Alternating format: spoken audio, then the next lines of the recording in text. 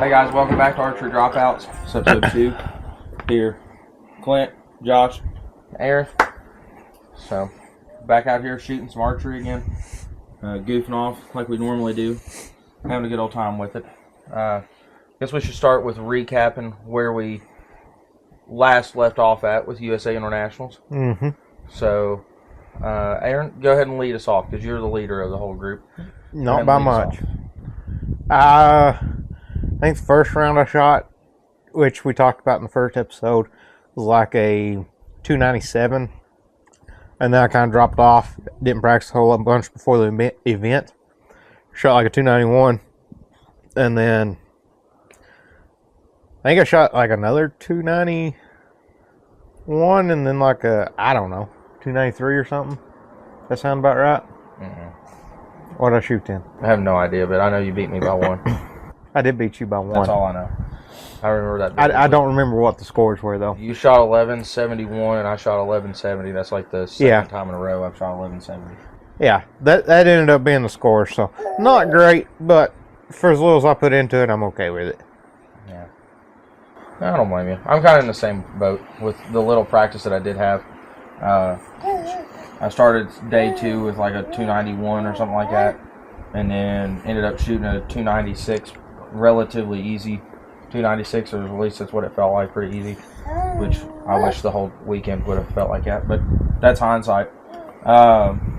Ended up with 1170, 1 point behind Aaron, which made me feel pretty good that I was really only 1 point behind Aaron. But Isenhoff? How did I shoot? You're going to have to tell me.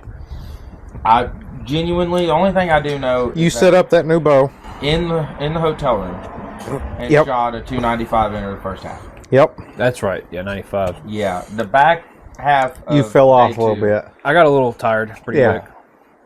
But You still ended with like really 1160 something. Yeah. High 60s, yeah. Like 67? I wasn't far behind you. No, Yeah. you really weren't. But I think all of us placed like around the top 55. Cool. Somewhere in there. Yeah, once it was all said and done last weekend, I think it was the last weekend. Is that right? Yeah. Yeah. With no practice and a borrowed bow, I'll take it. Mhm. Quite literally. Yeah. So, not too bad. That left us with the next tournament being Foley. Yep.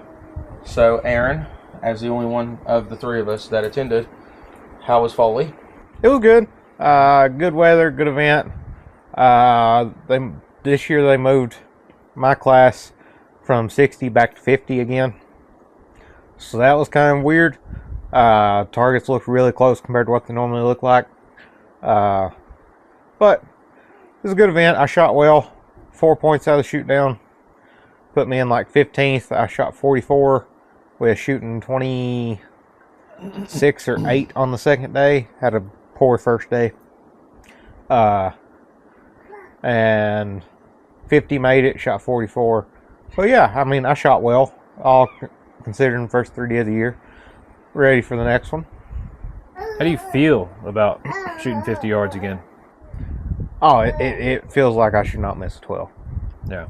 Man, like shooting 60, you're aiming safe side 12. I don't care who you are. You're aiming safe side 12 because you don't have a clear enough sight picture and not visible rings at that distance. Like, you got a rough idea and you know the area it's in, but you're playing safe side at that distance because a 10 is par at that distance. 8, you're losing ground. 12, you're gaining ground. At 50 yards, 12 still par. Like, 10's not par at 50. So it changed the game a little bit going back to 50. Like, everything 12's par on it. Like, there's no 10's not par on the targets like it was at 60. Yeah. So changed the dynamic a little bit, but You think if they would have stuck with that, they would have eventually gone out to like maybe 55 plus as par, 12 par? Or do you think the scores would have stayed low? I mean, 40 up was, when it was 60-yard max, 40 up was making the shoot downs, which I think is pretty reasonable to hitting half the 12s. I think it would have probably stayed 55 plus, is probably 10 is par. I mean, eventually it could have gone to 12 par, but I don't see that as very likely. in truth, I'd like for it to have stayed at 60, just because it brings a new dynamic into the game. Like, I was still aiming for 12s at 60, but I was either putting it on it and adding a couple clicks on the sight just to be safe on it, or, like I said, aiming topside. But if you got a 10 on that target, you know you were okay, and you're not losing any ground. Here, if you shoot a 10, bobble, whatever, shoot an 8, you're falling behind. Shoot 10, you're still falling behind. So Sure.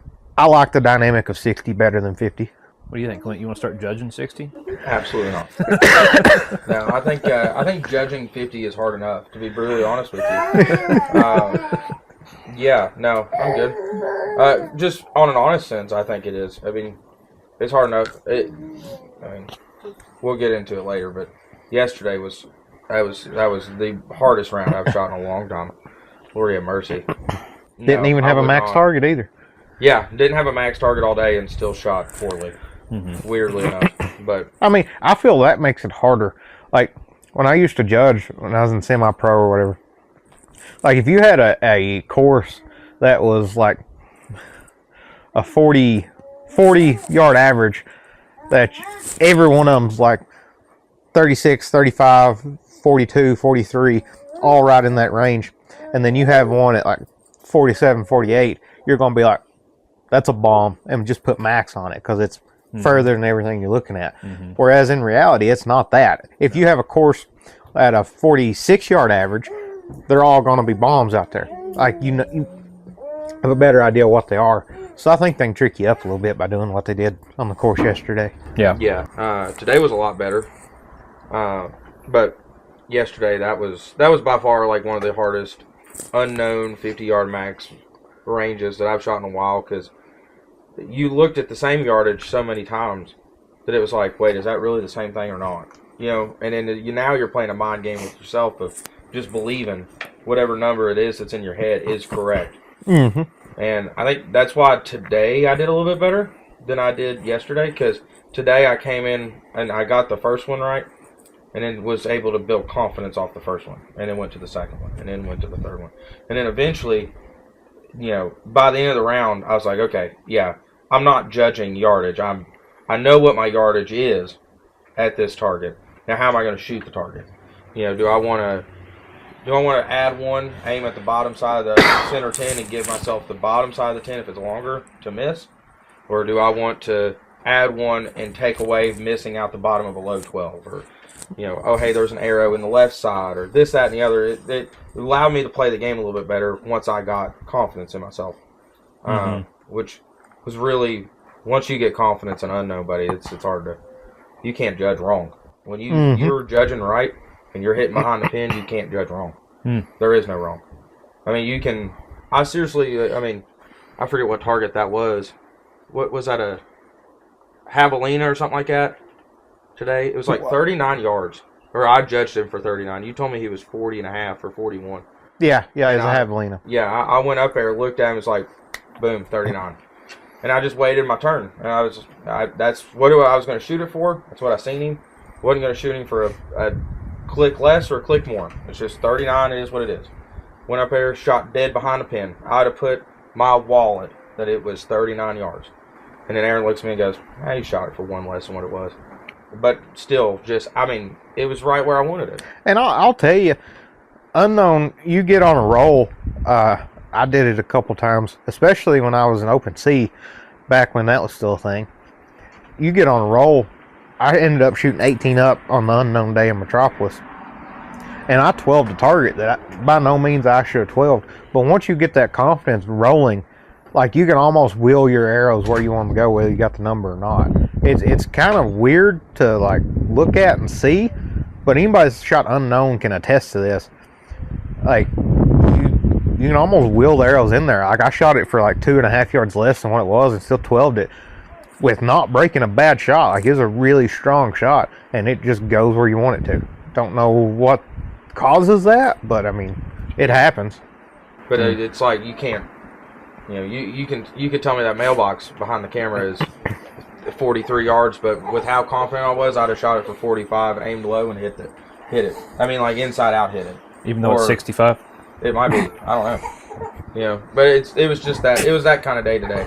Sure. Yesterday was not that way, which is the most frustrating part of the unknown game, and I really genuinely believe that's why a lot of people stray away from it. It's something that they feel like they have to put years of practice in to get 2 consistent days. You're not going to get 2 consistent days.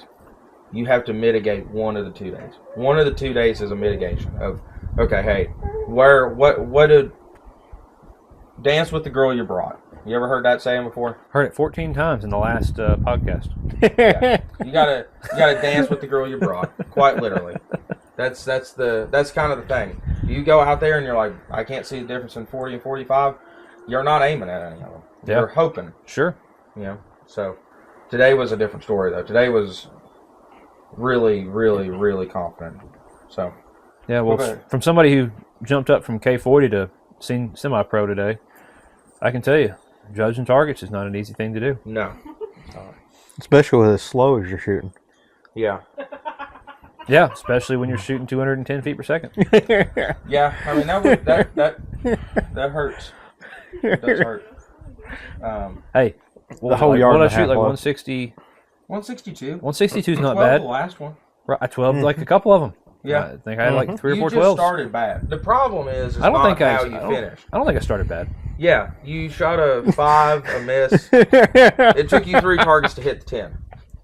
Yeah, So, but then I hit a 12 on the 4th target, so It You took might you a little have, bit I to don't get know that. acclimated. Yeah. Once you got the speed of it though, and like started to figure things out, your confidence grew a little bit. But there at first, that was rough. I didn't for you. have a single. I felt bad. I didn't have a single left and right miss. No, you didn't. It was all up and down, which is good. Yeah. It's really good. Yeah. Yeah, I can't say the same. My only 8 today was left. Yeah, you had quite a few that were just up there left or right of the 12. Mm-hmm. Yeah. My only big miss was Good left work on 8 that. from only God knows where. But it is what it is. I'll take it. I'll take 1 8. I'll take 3.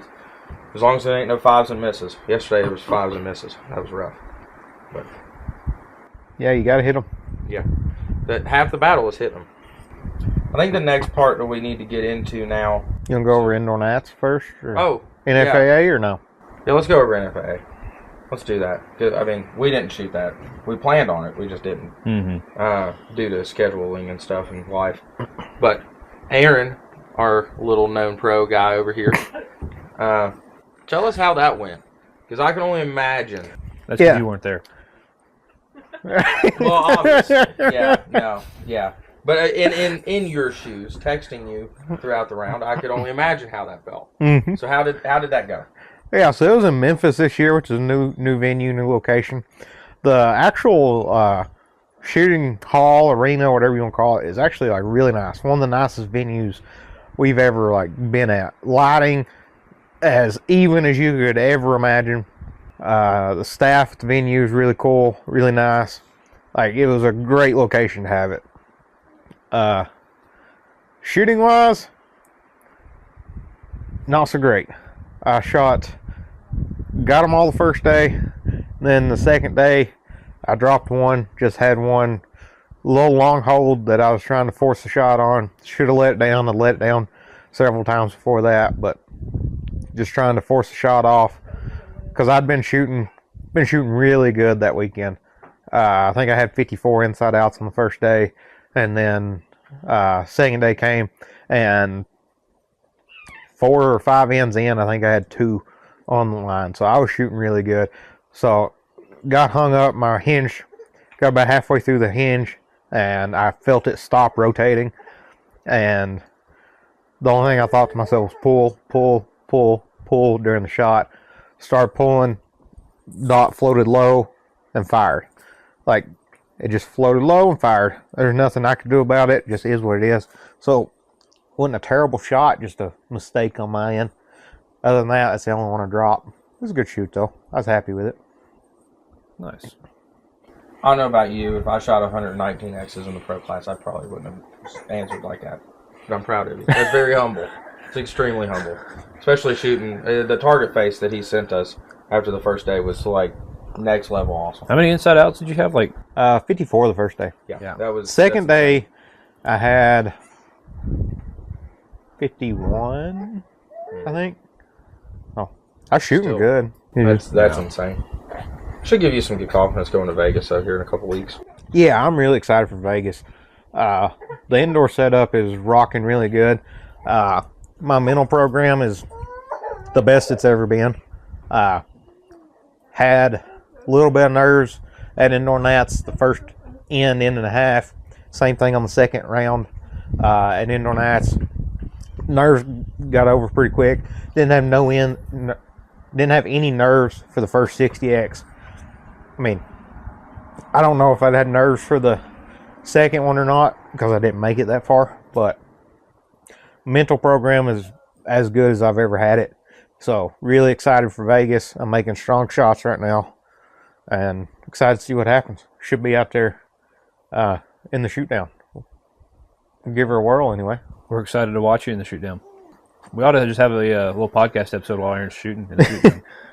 Yeah, that would be cool. Little live action announcements. That would be actually really cool. Yeah. We ought to dock that up. There you go. When you make the Vegas shoot down, we'll all meet at my house and we'll just watch you All right, from a distance. I'll be there. I mean, yeah, you really will. That's great. Yeah, I like that.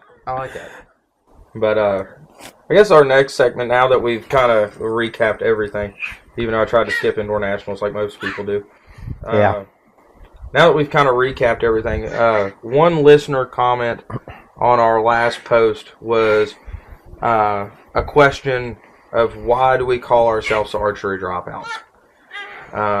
Which is honestly a very valid question because not one of us dropped out of college. Probably because we kind of dropped out of archery for a little bit. Yeah. Well, all except Aaron. Aaron's never really dropped out. I still kind of dropped took a out. sabbatical after you stopped college for a year. Yeah, I didn't pick up a bow for like 4 or 5 months after I got out of college. Yeah, it's tough. You get through that college career, and it's like day in, and I don't think there's pros that shoot as much as some of these college athletes are shooting. No shot. Because you're shooting, what, six tournaments a year over 2 semesters, and then you're also going to ASAs, and you're also going to internationals. Yeah, but you practice every single day. There's no break on the practice schedule. Yeah. You don't have a mental reset in your training, and you get burnt out so much in that, and like it makes it hard. So like prime example for me, we shot FITA every day, and it was windy pretty much every day on the field. Every year we shot FITA, I would get target panic at some point or another during that time. Always happened because I never had a mental reset. I never had a break from shooting that. You couldn't just say, okay, I'm not going to shoot my bow today. Like, and that's the thing. If I had the option, I'd still shoot my bow. I'd just shoot 20 yards indoors. Or 5 yards and, whatever. Right. You just close your eyes and go through your shot process. But that just wasn't really always an option. Yeah, and with that, you get so burnt out in the fact. I think that's why you have to take a break after college. Until you get that itch again, you're not going to... Every other sport's got an off season. Right. It's not going to be the same. Yep. I can tell you now looking back on it after my little break, man, is it feel good to get back and just get back in the groove. You know what I mean? Like me and my wife took like she's just now getting back, but I took a good year of just like not really trying. Went and played golf. I did all kinds of other things. Worked a whole lot of hours and this, that, and the other. And now looking back on it, I wish I'd have done it out of college and kind of saved myself that stint now, because I think the longer that I waited on that stint, it made it a longer period for me to come back to it. Yeah. If I'd have just took 3 months off of it that summer and tried to act like a college student before I got a real job, moved on in life and whatnot, I think I would be in a different position today. I'd be shooting with you, definitely not the same class. Absolutely not the same class. We're a different person now. But I would be, traveling with you a little bit more often, so on and so forth. But yeah, I agree. The more we shot, the more it just drained. But man, did it iron sharp iron. We got so good at tag on stuff. Where now I don't feel like we have to practice. Like I can shoot my bow twice a week if I really want to work at it twice a week and be really good again. Yeah, I'll tell you, like before indoor nats, I think, shot indoor 2 times, and it was maybe 30 arrows a piece. Okay. Like, I mean, I don't shoot as much as I'd like. I would like to shoot a little more. It's just finding the time and not burning yourself out on it again. As long as I feel like my shot's down, my mental process is down, I'm okay not shooting. Because for me, I know if I get real aggressive at shooting, and it may not happen anymore. I've ironed out a lot of my mental processes and what I do as far as getting over like target panic and nerves on the line stuff. I've ironed a lot of that out, cleaned a lot of that up. And I don't know if it happened now, but before, especially in college, if I just grinded at something, I would eventually get target panic because I wanted it so bad. It's actually Inhibiting? Yeah, you're inhibiting yourself. Because I would be doing really good at a tournament that I'd put hours and hours and hours of work in, and then the thought goes in your head that, oh, I can actually win this. Yeah, you self-sabotage yourself. And I can actually win this, and then that's when target panic sets in. You got to keep yourself focused on the shot and not after. But if you put all that work in and grind and grind and grind, it's hard to put the mental on the shot and not the after. For me, anyway. Yeah. We could probably set a whole podcast aside just for mental game talk. Mm-hmm. But I think I went into every tournament at college with the thoughts that I've already won this before picking up my bow for the first shot. Mm-hmm. But you did. And not always. Not always, but Right. more times than not, you did. But I think mental prep was like my biggest thing in college. I think I would go to practice, and sometimes I wouldn't even write down my score, and Coach hated it. He hated it. He's like watching me shoot and hit here and there and this and that, and like, what are you doing? I'm like, I'm just shooting my bow. Yeah, and I'm not trying to force myself into scoring good right here. Mm-hmm. I don't have to. And I'll be honest with you, like two things. One, that's kind of why I didn't try a whole lot this weekend, because I'm just shooting, hanging out, doing whatever. On this last 20 targets that we did, I actually ran my mental process on the last, 5, 7 targets, whatever it was. Yeah. And like things were rolling. It was good. And like I can kind of flip that switch when I want to. Yeah. And like going into indoor nats, the other side of this is I went into indoor nationals knowing I was going to be in the shoot off. Now, I made one dumb move, took me out of it. But happens. I was shooting at a point where I knew I was just going to be there. Mm-hmm. And You have that's to a big have part that. of it. Yeah. Yeah, you can't ever draw your bow back thinking, I hope this hits, or what if this doesn't. No.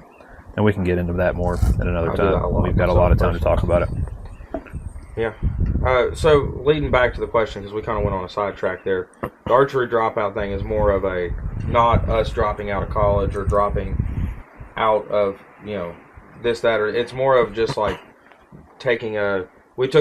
each of us have taken breaks from archery. Yeah, we had to drop out of archery for a little bit before we get back in it. Some of us are shorter than others. I'm still just having fun. This is I get my wife and my baby out of the house a couple weekends a month and get to hang out with you goofballs, and that's all it means to me. Yeah. It matters a lot more than hitting a 12 ring right now. Oh yeah. Yeah. I fully expect by the end of this year, maybe even the start of next year, you have that same competitiveness that me and him do. That like eventually you're going to want to get deeper into it and go back into the same old things that we were doing before. Yeah, eventually down the road. It might not be a next year, 100% next year. I mean, shoot. It's going to gradually grow. Let's face the facts here. He's the only one that's shot for the U.S. team out of us three. Like, I mean, you have that competitive drive. It's just coming back. Yeah, getting it turned back on again. One day soon, I'll probably start focusing that competitive edge on archery again. At the moment, I've got marriage and kids and a new business. Right. All kinds of stuff. Life gets in the way. Yeah. We never really said it, but we have touched on it. This weekend we got together here in Whitley County and shot a couple archery tournaments here in this area. We shot one at Whitley County Archery Park, I believe, and then we shot another one, which we shot that one today, and then we shot at Laurel County Fairgrounds where they do the London ASA shoot. We shot there yesterday. Yep. At the club called Aim Takers. They had a ASA qualifier there. Basically, if you've ever been to the ASA in London, it's at the bottoms. If that helps you describe where we shot. We usually shoot down there in the bottom, so we shoot where they would do the old limb saver or whatever they call it now, the Maven optic or whatever you want to call it. Either way, that's where we shot this weekend. We shot both those ranges. Now it's kind of set us up, mostly you, because you're the only one that really matters out of the three of us, getting ready for Fort Benning.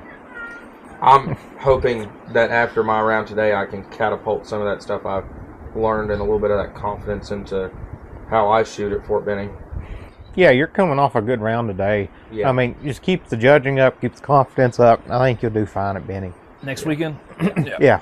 And next weekend's Benning, so that'll be fun. Well, I'll be ripping lips on Little River in Western Kentucky. There you go. Rooting from y'all from the boat.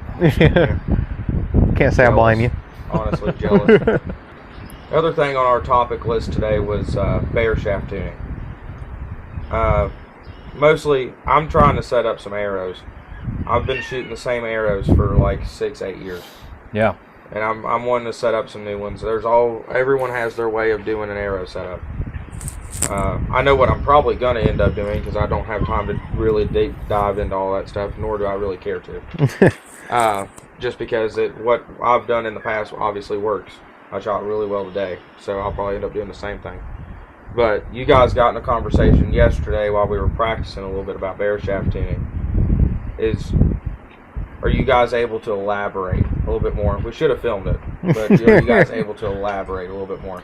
I think the conversation was more along the lines of how necessary it is to have your arrows flying perfectly straight out of the bow, or is there an advantage to having a slight off tail?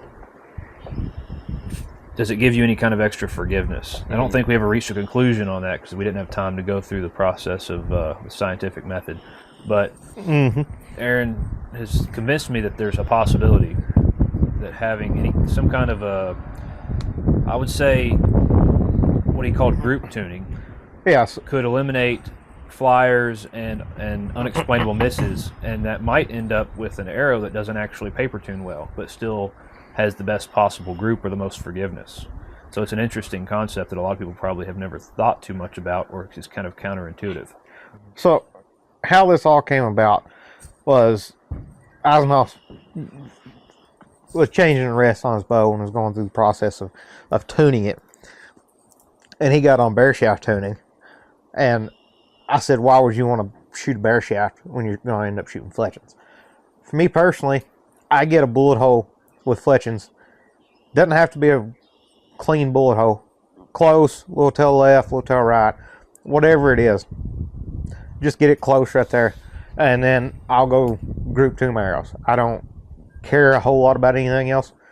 If I'm shooting the 50 meter stuff, I go to 50 meters and I just shoot groups. And if group's good and I got some out to the left, or my group's hanging left, or whatever the case is, I move my rest to get those groups in as tight of a bundle as I can possibly put them in. And then once that's done, I just leave it. I call it quits. And that's where I end up at. That normally for me is not a bullet hole. Like I'll tell you on my indoor arrows, I've got a probably 3/4 of an inch tail high left coming out the bow. That's just what it is. Shoots great. Like I said, I had over 100 inside out X's at indoor nationals last weekend. It works. That's just how I do it. Isenhoff has always been a big believer in bear shafts, so that's how he normally does it. So. I have a tendency to believe that if my bear shaft is going to hit in the same place as my fletched arrows as consistently as possible, barring any kind of offhand pressure or torquing or wind or whatever, then that's got to be the most efficient arrow flight out of the bow. And I have a hard time wrapping my head around how that could be less forgiving. But like I said, I haven't put a whole lot of time into this theory before. I always kind of, when I was shooting at my peak, that's what I did, is I would bear shaft tune at 20 yards, and then I'd pretty much call that good. I wouldn't touch my rest at 30 or 40 or 50 yards just because I had some flyers. And maybe there's some weight to that. And I'll be fully transparent here. I have never once in my life bear shaft. I've shot bear shaft just to see what they do after I've got the bow set up. but I've never bare shaft tuned a bow other than a hunting bow. Hunting bow, I do believe in bare shaft tuning because you got a broadhead that's basically like no set of vanes on the front of the arrow. That's a different story. We're just talking target setups here. One thing I have done, I'll add to that, is in lieu of bare shaft tuning for indoor, rather than a bare shaft tune, I would torque tune. Is that what they call it? Mm-hmm. You would set a line up on the target Yep. and move your rest forward or back while torquing the bow at extreme angles. Now I torque tune every single setup I got. Yeah. I'll go through my process. Is I get a rough bullet hole, I torque tune. After I torque tune, I check to make sure the bullet hole's close again. And it should be about the same because when I move my rest back, I get it to where it's hitting the same. Torque tune, and then I'll grip tune. That's my process to go through. Yeah. I don't know. Me, it's always been pretty cut and dry. I don't even. Everyone takes their like little G5 arrow square and they square their arrows off. Everything down. I don't care. They got their nitrile gloves and their yeah. goggles and their petri dishes on and TikTok, and they've got their like $6 arrow wraps that they pull off one at a time. That's cute and everything. I don't care. My goal is to just have something to shoot. As long as I have an arrow that is tuning well out of the bow, i.e. like relatively close to a bullet hole. It groups relatively well, and it's getting the speed out of the bow that I need, depending on what style of archery I'm shooting. 50 meters, field, that kind of stuff, usually around 270, no less than 250. 250, the wind just kills you. Anything 290 also kills me. I don't know why. It's always been that way. I've had people try, like, really, really want me to try, like, shooting 292 outdoors. And I'm like, buddy, it's light. It's too light. I can't do that. So I try and go for around 270 for that kind of stuff. 3D, I'm trying to go as fast as I possibly can if I'm judging. That's always the goal. You want to go to an extent, is what I should say. Sorry. I shouldn't say you should go as fast as you can. There's an extent. I learned that the hard way when I lived up in Pennsylvania for a little bit. You can go fast. Going fast is not a problem. But, like, if you're going to shoot a pin setup, shooting 330 feet a second is not going to help you. Shooting 295 versus shooting 285 is going to help you. Because your trajectory of the arrow coming out of the bow, shooting that fast, you can literally shoot at 32 yards with your 30-yard pin and only miss by a half inch 330 feet a second. And then take it and go to 34 and miss by 6. And there's no rhyme. It's just how the arrow's coming out of the bow so fast. Genuinely speaking, that's when it comes to 3D, is I try and stay within the speed limit as much as possible. And, you have to stay inside the speed limit. Stay inside the speed limit. That's the idea. Stay in the speed limit.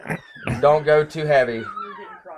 Oh, yeah, 100% I'm getting chronoed. That's perfectly fine. They're going to be up there with a piece of paper like, is your stops touching? Yeah. Don't look like they're touching, buddy. Keep pulling. So, but no, try and shoot as fast as I can within the rules. And then try and also shoot something that groups somewhat relatively well. As long as I can get that for 3D, I'm happy. Indoor, it's always been the same thing.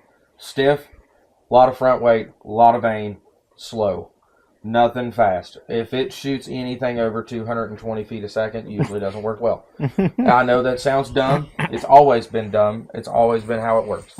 I've shot 250 spine arrows. I've shot 300 spine arrows. I've shot 350 spine arrows. It doesn't matter. As long as it's stiff, has a lot of front weight, and a lot of vane for indoor, buddy, it pounds. Most times, more times than not.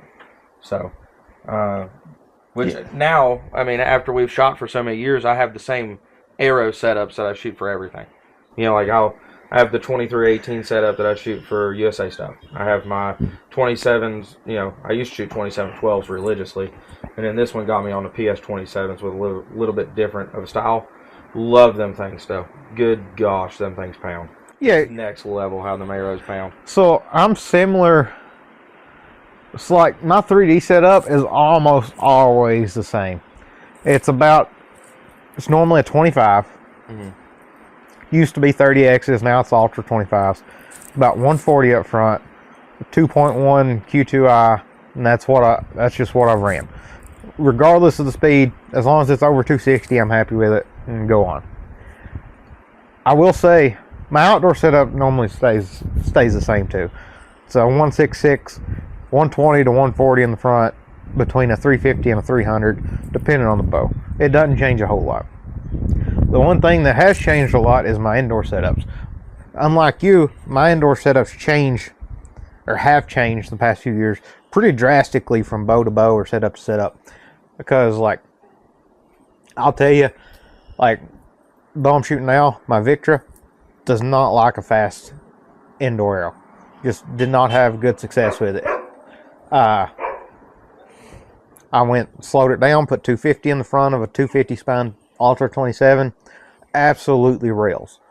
But with a 350 or a 300 spine, with 150 up front, did not work. A 350 spine with 120 didn't work. It just didn't work for that bow. The same setup that I'd shot previously is 130 in the front of a 27, 2.1s, Q2 eyes on the back.